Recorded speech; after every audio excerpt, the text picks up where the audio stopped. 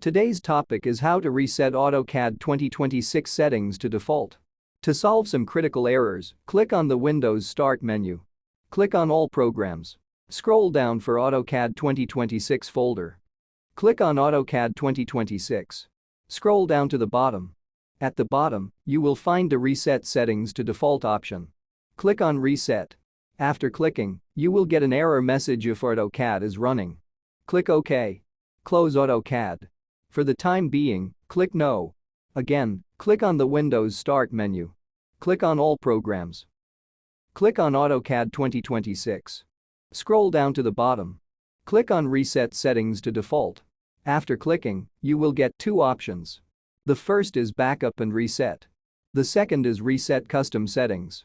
If you don't want to create a backup, click on Reset Custom Settings. After clicking, you will get a successful reset message. Click OK. After that, Windows will start configuring AutoCAD. Once the configuration is complete, AutoCAD will start automatically. Here you can see that all the settings have been reset. Let's open one drawing.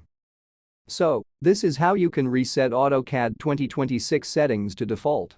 Like, subscribe, share, and press the bell icon for more interesting topics.